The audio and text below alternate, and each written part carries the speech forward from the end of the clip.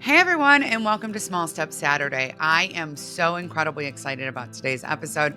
I am going to be talking to you about holiday hosting, dinner party hosting, like how to pull it all together to host an actual meal because Thanksgiving is right around the corner at the time of this recording. And I have hosted Thanksgiving dinner for over 20 years. I absolutely love doing it. I love to cook, but if you don't, I have some great suggestions for that as well. Y'all know I have 5 kids and I have 2 grandkids. My in laws come, my parents come. At max, I have hosted 20 people for a sit down Thanksgiving meal. No joking. But typically speaking, I have around a dozen. So about 12 to 15 is my usual. And I absolutely do enjoy the cooking part. However, if you don't, I'm going to cover that. I love to host people.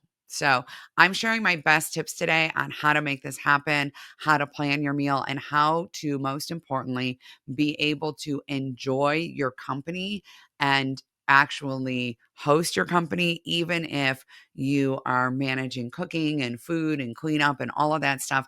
Because one of the things that tends to happen is when we host something at our house, we don't get to enjoy it. And so we're going to change that. Absolutely change that. So, the number one thing I want to say here is you do not have to host. Okay. You don't have to host. You don't have to invite other people. If you want, you can just hang out at home. You can order Chinese food.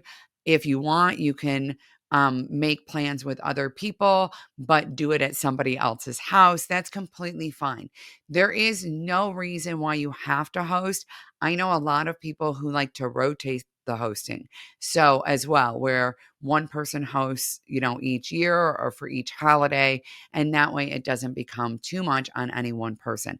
I only host one holiday a year because in both my husband's family and my family, we actually trade off hosting responsibilities. Now, as my kids are adults, things are shifting a little bit as they're having families of their own. And we are currently in the process of kind of navigating how the holidays are going to be looking going forward with their life partners and their children and all of those other add in things that we need to consider.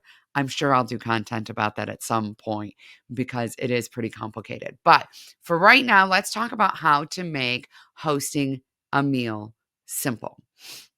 Now, you may want to consider whether or not you want to cook for your holiday meal or for your dinner party. Really, there are I'm just going to say three and a half options here when it comes to hosting. One of them you already know, and that's why I said a half because I'm not telling you something you don't already know. And that is to order pizza or to order some kind of food, right? Now more than ever, we have access to every kind of delivery.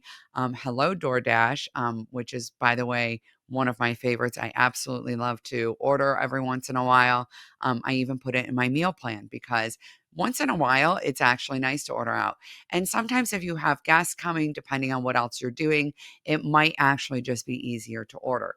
Every single year, when I host Cookie Weekend, which is another event, it's not a holiday meal, but it is an event that I host with all the kids. I order food for us to eat so that we're not eating only sugar. And I make it really, really simple by just ordering usually pizza and subs. So that's absolutely an option. The other option is to host at your house and to order a pre-made meal. Most grocery stores now offer this service where you can put in your order, choose your sides, and just go pick up the whole thing like a big meal kit and have what actually is and tastes like, in most cases, a home cooked meal that is a traditional, for example, Thanksgiving dinner without having to do the cooking. The next two options are the much more common options, and that is to do a potluck or to cook it yourself. So, when we're considering whether we want to do a potluck or cook it ourselves, budget is certainly a huge factor. Hosting a meal, as I do for about 14 people, is very, very expensive. In a lot of cases, my Thanksgiving dinner can cost nearly as much as a week's worth of groceries. And now it does. Now that my husband and I, it's just us and we're empty nesters, we spend at least as much on Thanksgiving dinner as we do on groceries for just the two of us for a week. However, we end up with a lot of leftovers. So it does end up saving us on our grocery budget in the week to come after that. That said, things that can be really expensive and add up in your meal planning are things like alcohol.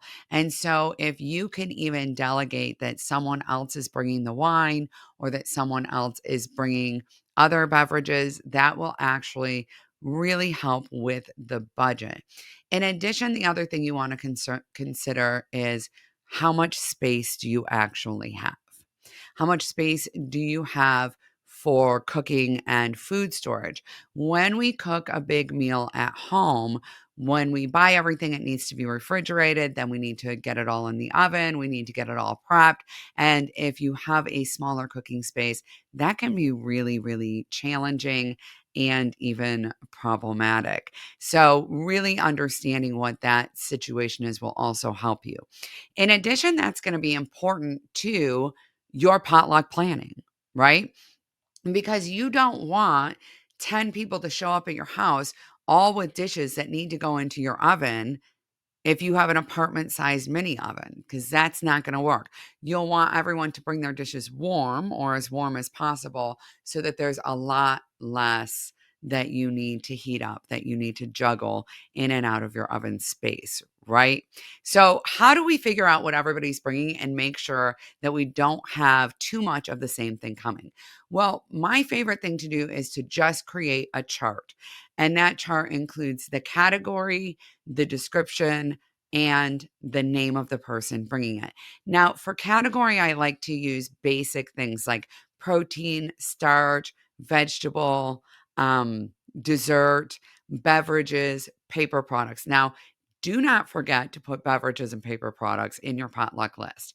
Why? Again, because the beverages can really add up, but also for the people who attend that do not cook. Okay. Make sure that people have something that they can bring because when people come to a potluck, they actually expect to and want to bring something to share.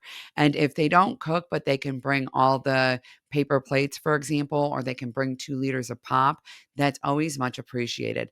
This is especially true if you have a wide range of ages of people coming to your group. I know my kids are always down, my younger kids are always down for bringing something to drink. Even though they cook, they really don't have the space to do it. So that becomes kind of an issue. So in reality, you wanna just make it super easy.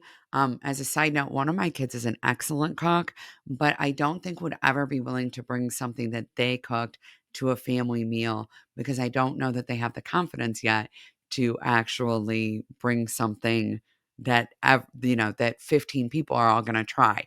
So, just making space and keeping awareness of that really, really matters. When people call you or when you invite people and say, "Hey, I'm having a Thanksgiving potluck," they will either say, "I will bring blank," or they will say, "What can I bring?"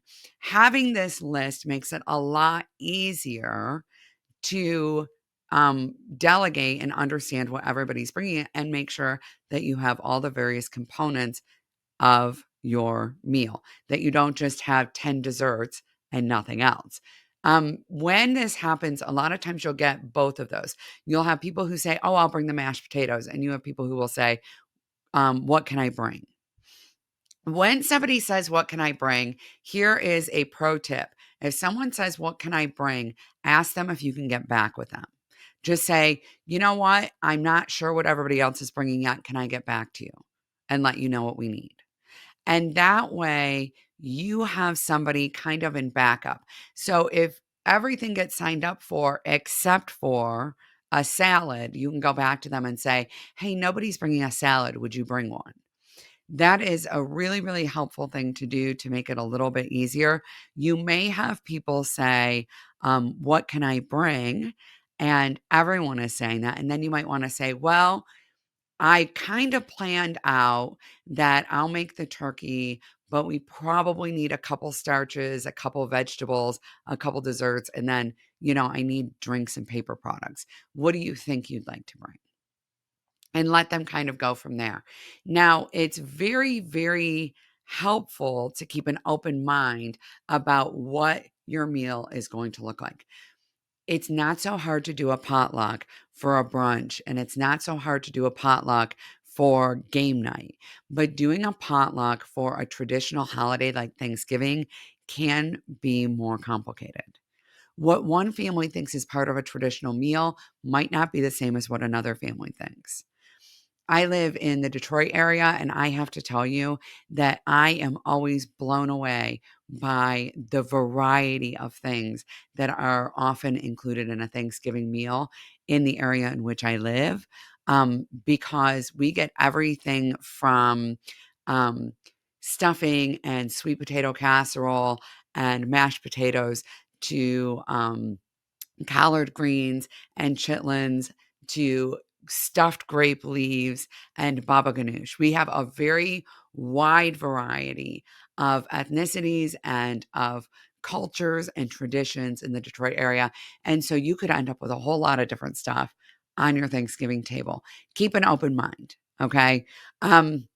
In my Thanksgiving table every single year, I always have turkey gravy, mashed potatoes, sweet potatoes with the marshmallows on top, um, green bean casserole, and dressing, which I frequently refer to as stuffing. Technically, it's not stuffing because it's not in the bird, but I am a northerner. We typically call it stuffing. So and stuffing, and that is kind of the basis of the meals I ate growing up on Thanksgiving.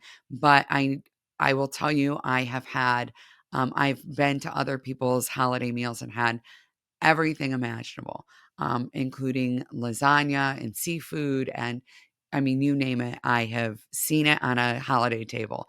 And so I just want to really encourage you, if you're hosting a potluck, don't be rigid about what shows up.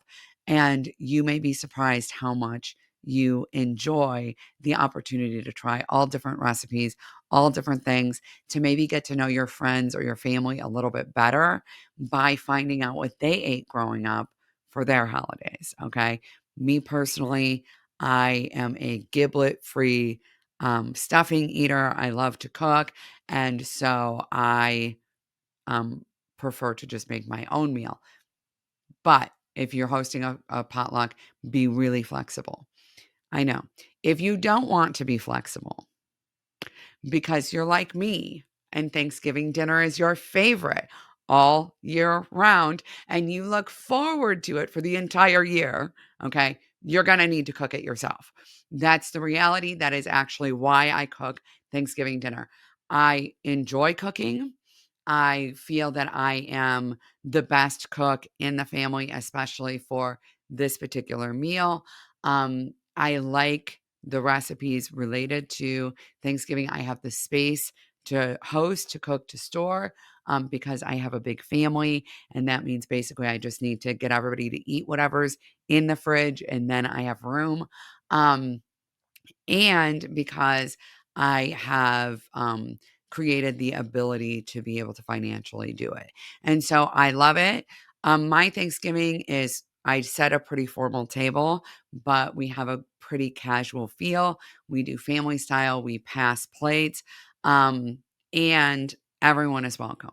So even though I set a more formal table, I'm always open to pulling up a chair, setting another place setting. I am very, very committed to wanting everyone to have a place to go for the holidays. And so, very frequently, my kids will bring someone I wasn't expecting. Another guest will bring someone I wasn't expecting.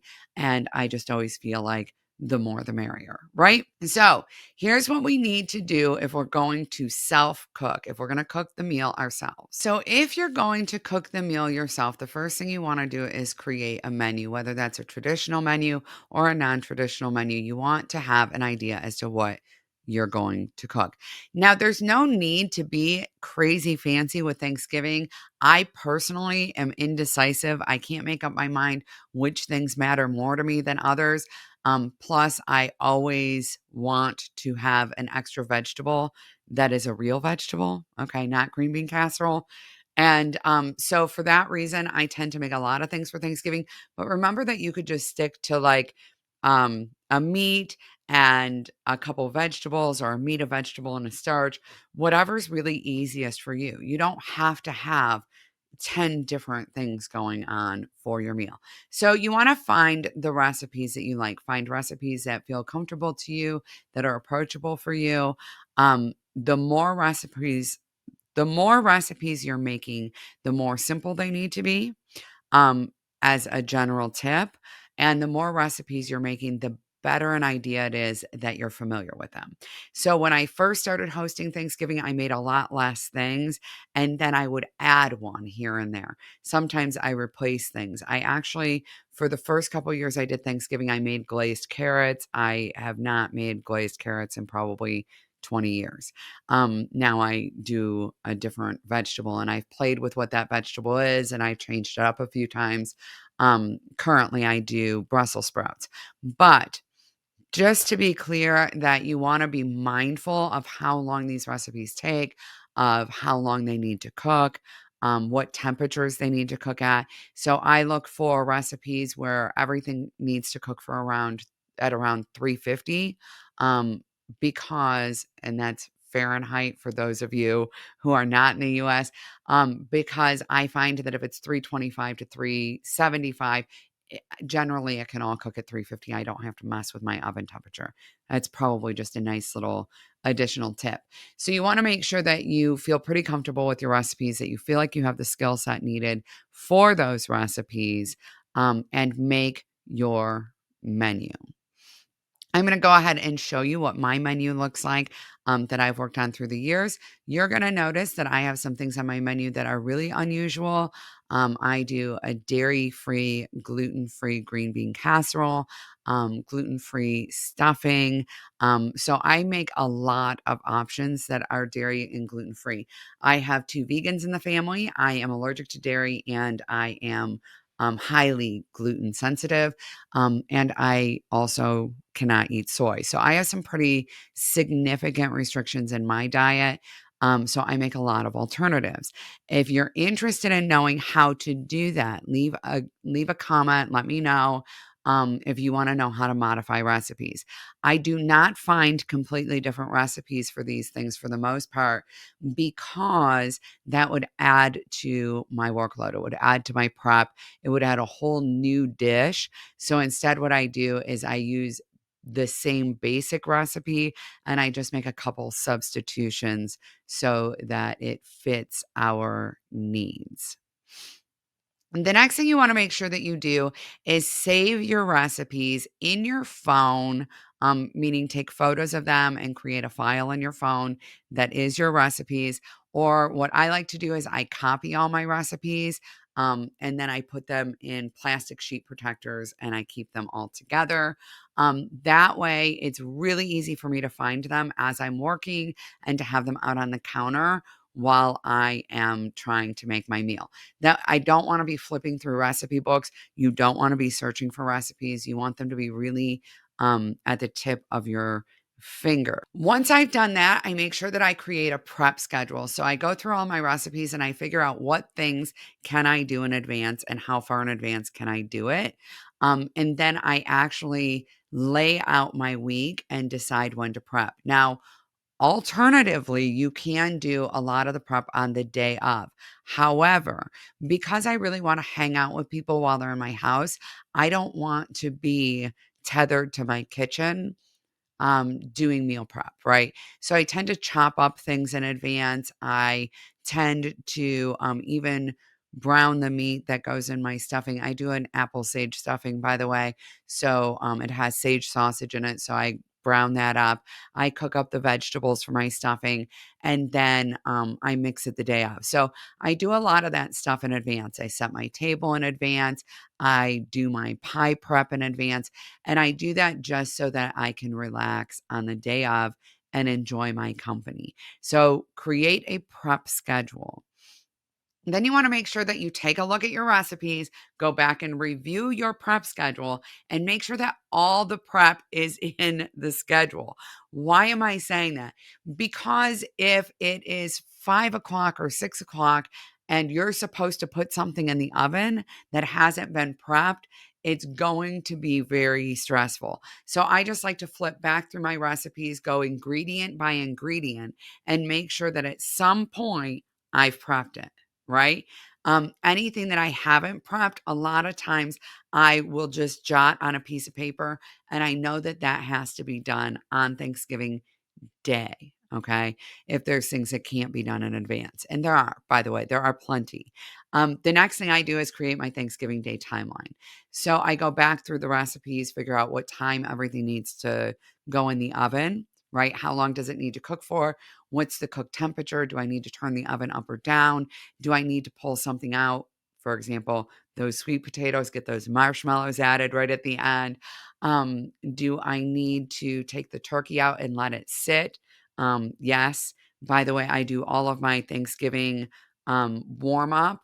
I take the turkey out of the oven. You're supposed to let it set for about a half an hour to an hour so that the juices don't run out when you carve it. And that's when I actually put stuffing and sweet potatoes and all of that in the oven. I mash the potatoes that were boiling on the stove. I do not like mashed potatoes made in advance. You can make them advance. I prefer not to. So you're going to see that on my list of timeline stuff. You'll also notice that I cook my pumpkin pie first thing in the morning because it requires so crazy a temperature swing. And then you will notice that you probably didn't see my apple pie get cooked. And that's because when everything is getting put on the table for serving, my apple pie goes in the oven. By the time we're done eating, it comes out of the oven and it's nice and hot and phenomenal with some ice cream. Okay.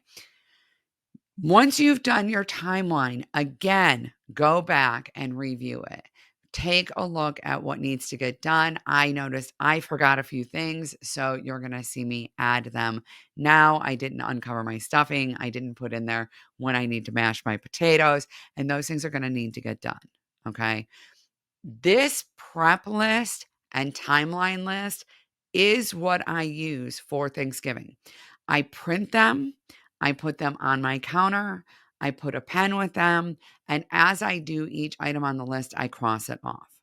When I get to Thanksgiving Day, I don't have to go back and look at any recipes because I have my timeline. So everything is prepped. And at 5 o'clock, I just put that in the oven covered. And I know that that's what I have to do because it's on my prep list and it's nice and easy. And that way I don't have to shuffle recipes anymore. I don't have to worry about it. I can actually set alarms in my phone that remind me to put that stuffing in covered.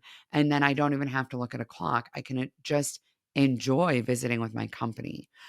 This is really, really important for me in particular because I am neurodiverse. I struggle with certain executive function issues. I struggle with time blindness. So, really having that organization helps me a lot and it prevents me from feeling anxious like I'm forgetting to do something.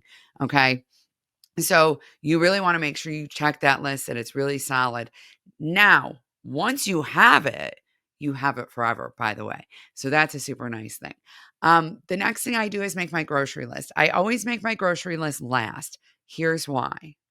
I make my grocery list last because sometimes I discover when I'm making my timeline or my prep schedule that I have taken on way too much and something needs to come off of my menu.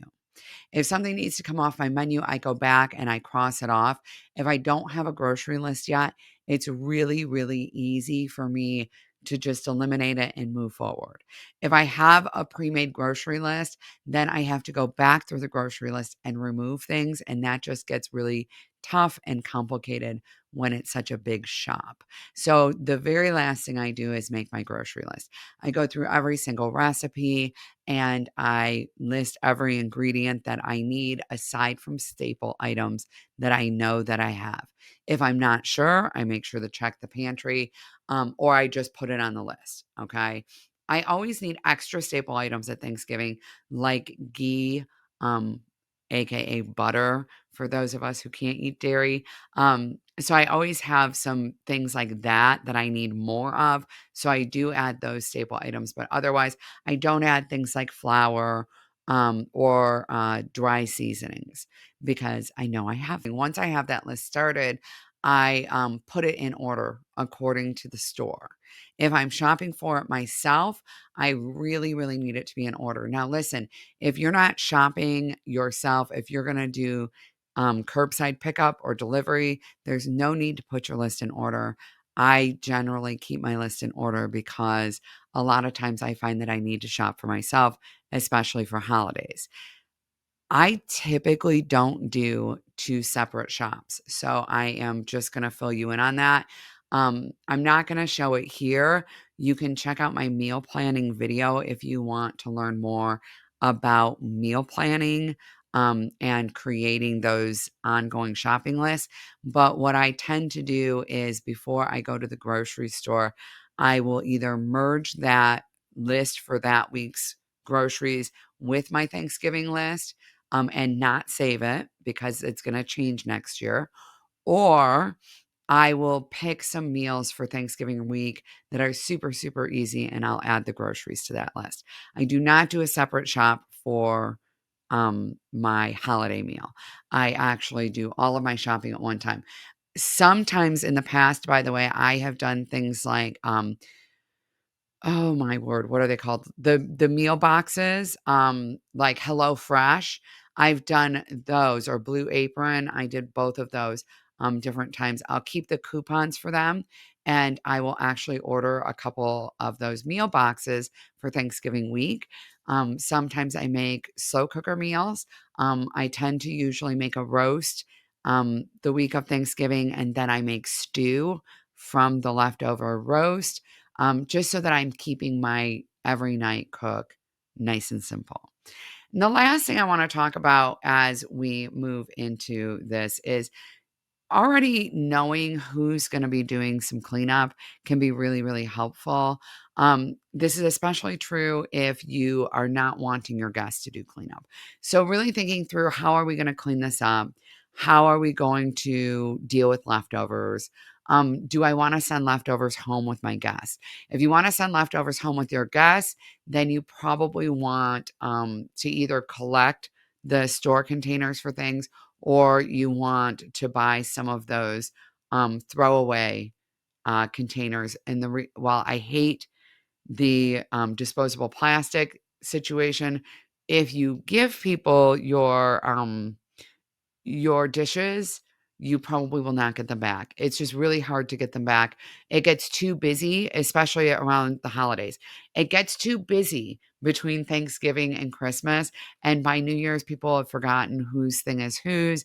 And it's very frequent that you won't get them back. One of the ways around this is actually to buy some dishes at a thrift store or a garage sale or on sale um, at some point and to pack into them and to not expect them back, or to ask people to bring them next Thanksgiving, should they be your guest more than once, so that you can reload them with leftovers. But you really want to know who's doing what with the leftovers. And who's doing cleanup and how will you manage that? It can very much affect your grocery list. I always cook in foil pans at Thanksgiving. It's the only time I do it, but it's so much easier for cleanup. No one in our house does cleanup help because I tend to use my grandma's china. My husband gets very freaked out about other people carrying the china. So he does all the cleanup. So my husband does all of the kitchen cleanup. He started doing that when I'm gonna say he did it the very first year I cooked. And he's done it ever since. My mom usually helps a little bit with some of the cleanup related things. And so people definitely will pitch in your kitchen, but just really understanding who's cleaning up and how can you reduce cleanup. My in-laws host Christmas Eve every single year, and there's no cleanup done during the party. They clean up after the party. They do it just the two of them. I think that they actually enjoy it that way. I think that They like to clean up and talk about the party and who liked what and what did you think and how did it go and didn't everybody have fun, right? So I think that's part of their tradition. So just really understanding what that looks like is really helpful. In addition, I told you that I would share where people are really helpful. I do not have other people cook. I love to do the cooking. I very much love to do the cooking. And I'm kind of particular and a little bit of a control freak about my Thanksgiving dinner. So I do not have other people help me cook except for my husband cuts all the onions because I am outrageously sensitive to them. And it is outrageously dangerous because I'm just streaming tears and I am still trying to cut. So my husband cuts all the onions and he does the cleanup, as I said. My kids all help get everything into the kitchen and ready for cooking. So where you see on my prep list or I'm sorry, on my timeline list to get everything out of the refrigerator, I have a second fridge in my basement that is used also for overflow storage. So my kids will actually bring things up from the basement. They take leftovers back down there. And so that makes it a lot easier as well. I don't have to run up and down the stairs. And the coffee cake for Thanksgiving morning that you saw on my meal plan is a family tradition that was started by my daughter Shelby, that every year she would make a coffee cake, and every year we would eat coffee cake and watch the parade together. When Shelby was younger, she always was the one who made the coffee cake. Oftentimes, we do a rotation on Thanksgiving between Thanksgiving morning and Thanksgiving dinner with our kids, with Matt, Shelby, and Kylie, our older kids. Bio mom, we do a flip. And so oftentimes we would make the coffee cake in advance, and then half of it goes to mom's house, especially if the kids will be going to the parade with her. She actually takes the kids downtown to go to the parade and watch it live. We always watch it from home.